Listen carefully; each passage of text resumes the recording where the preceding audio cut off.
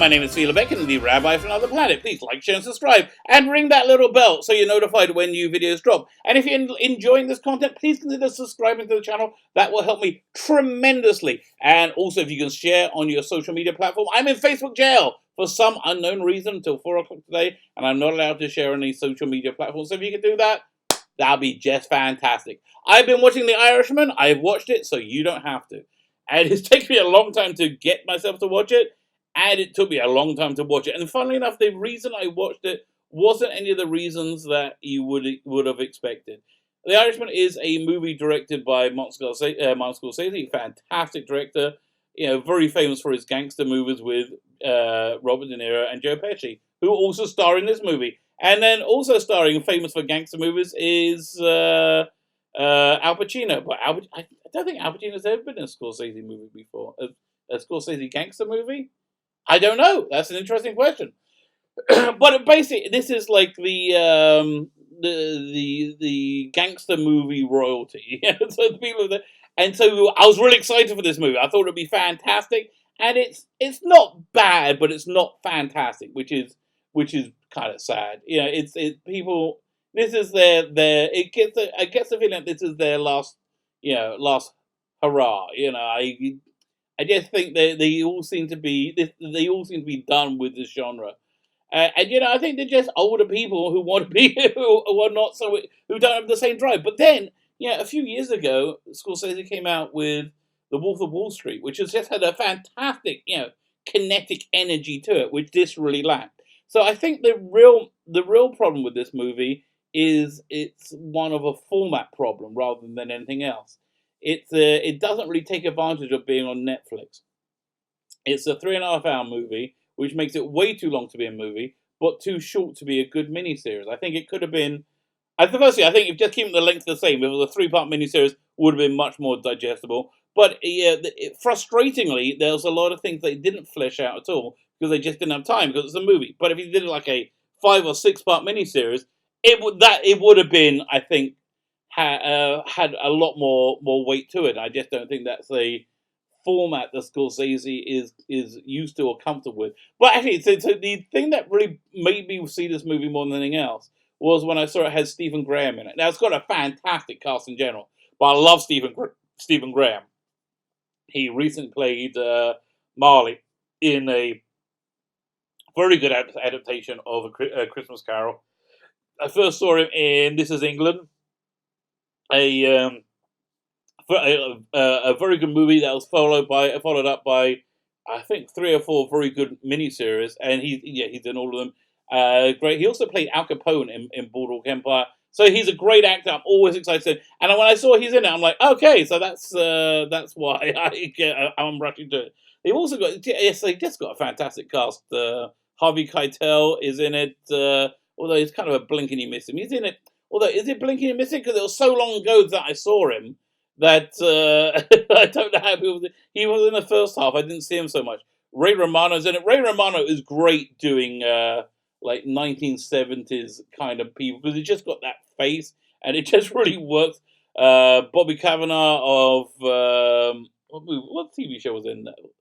He was in like the HBO show that was supposed to be like The Sopranos and Boardwalk Empire about the music industry, but lasted 1 season. But he was pretty good in that. He was like the only good thing in it. If that same character, Anna Paquin's in it, but she's really wasted. That's an example of a character I would like to see more. Jesse Plemons from Breaking Bad, playing the psychopathic, very very sweet and nice, or good-natured white supremacist, who was also in the recent Breaking Bad movie. I can't remember what it's called, but you could see it's 5 years after Breaking Bad when he's in it because this guy's a bit chunkier than he was there. But anyway, fantastic cast, fantastic, but still just kind of dragged on and meandered, and I think that's really the point of this movie. So the point in gangster movies in general, you get to see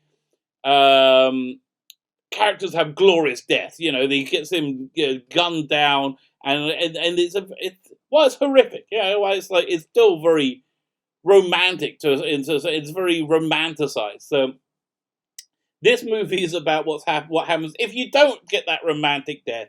you don't get that big romantic, dramatic, dramatic, I think it's better than romantic. And you just grow old and die, and it's kind of sad and long and miserable. That's really the answer. Um, but again, it's done very well. So the one of the biggest features of this movie is the digital aging and de-aging. I didn't really have a problem with it. Kind of, there were a few scenes in the first hour where it looked very video game-ish to me, but still kind of acceptable, kind of worked. Again, look, if this wasn't on Netflix and I bought it, or I went to the cinema, I would have been really kind of upset. And I'm glad it's free on Netflix, because I think that's kind of what it was worth. I don't think I would have been happy paying for it. So the main bulk of the story of this movie is about Frank Sheehan. That's Robert De Niro's character, who is a house painter. You know, he they go, I hear you paint houses, and that's code for you kill people, because you put a gun to the head and blow the brains out over the house. You paint houses. So that's a cute little shorthand they use. They also have this other little cute thing where whenever you introduce a character who gets one of these glorious dramatic deaths that you don't actually see in any time, their name flashes up on the screen, and who they are, and the nickname, and how they died. Like, he died riddled in bullets, shot in the face 4 times. So every time you see them, a new character come in, you see the little card flash up. But the main bulk of the movie is about Jimmy Hoffa and his relationship with the mafia, and Robert De Niro's mafia hitman character is essentially assigned by Joe Pesci's character Russell to be the gopher, the main gopher, and the guy looking after Jimmy Hoffa, his main bodyguard and probably assassin as well. And it's about their close friendship. And again, you can see that Frank, that's Robert De Niro, really falls in love with Jimmy Hoffa, but he has a lot of love and respect for Joe Pesci as well, which towards the end of the movie comes to the fore. I love Al Pacino's portrayal of Jimmy Hoffa, somebody who I know absolutely nothing about. Portrays him very charismatically and hard-headed. Like, pretty much what it was like. He has this great shtick in it, like when somebody attacks him with a gun. He said, with a gun, you rush a guy with a gun. You just rush him. With a guy with a knife, you run away. If he's got a gun, rush him. Knife, run away. Yeah, so it's got these little quirks, and he's very popular. He's very good dealing with crowds. I loved him speaking about the Teamsters. He's got this shtick in it when he's talking about that to the Teamsters. Says, if anybody has anything in America, especially this was the 50s, 60s, where capitalism was really exploding and doing very well. If anybody has anything, then it was brought to you on a truck, brought to you by a Teamster. Pretty much, yeah, he's pretty much right. So he wielded quite a lot of power. So I would say the first half of the movie, after he's introduced, deals with the animosity between the Kennedys and and Hoffa. And I think the animosity was based on a few things, but mostly it's his connection to organized crime.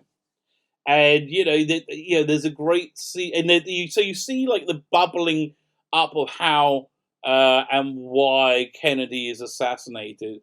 It seems pretty clear that the from this movie anyway, the mafia had something to do with it. Yeah, my theory is it's some combination of the mafia and J. Edgar Hoover's FBI, thoroughly corrupt FBI agency at the time. But yeah, you can see a bit because he was really backed by a lot of mafia money, and they backed him for a reason, and they didn't get what they expected. And coincidentally, he happened to be killed. But there's this great line in it at some point with Joe Pesci. It's towards the end, as Joe Pesci talking to Robert De Niro about how Jimmy Hoffa's getting out of line. He says, "Listen, if they can get to a president, they can get to the president of a union as well," which he hears. So what makes this movie not really sparkle is the very real world interaction between Joe Pesci, Mafia, and Jimmy Hoffa. Because, like in a movie, somebody steps out of line, they get whacked straight away. This was a very slow, drawn out whacking. It took a good hour of screen time for it to gestate and build.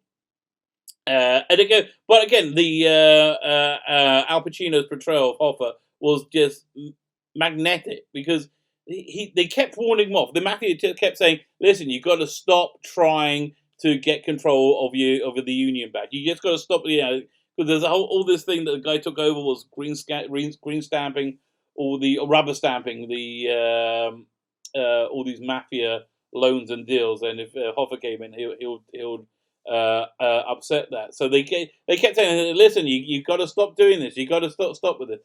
And they were told him pretty clearly that if you don't, you're going to be killed.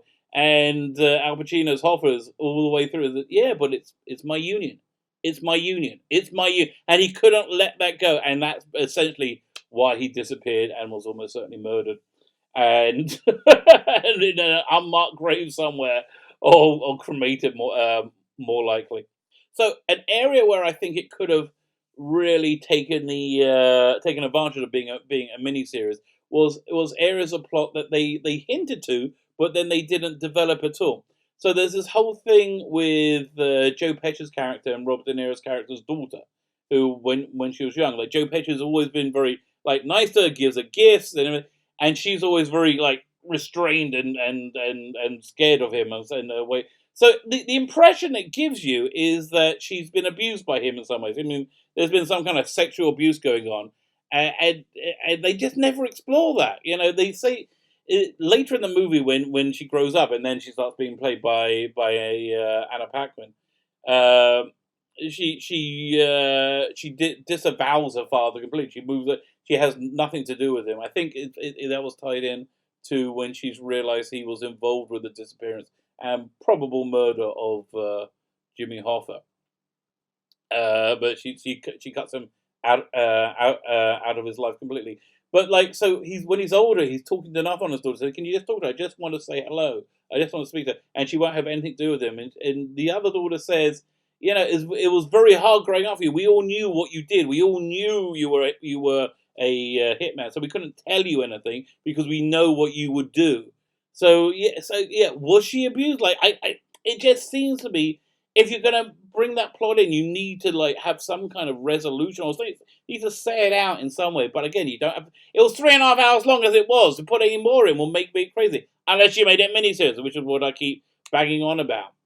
But more than anything else, what this movie leaves you with is what it is to grow old and die. You have this scene with Joe Pesci when he's really old and he's going to church. Yeah, they're in prison at the time. He's being taken to church in a wheelchair, and he turns to Robert De Niro and says, "Ah, you laugh at me now. You'll do the same when your time comes." And half hour, 45 minutes later, his time does come. He's an old man. He survives, and he's in a wheelchair. He can't move. He can only move. He's in a retirement home, and they have this priest that comes and visits who tries to give him absolution.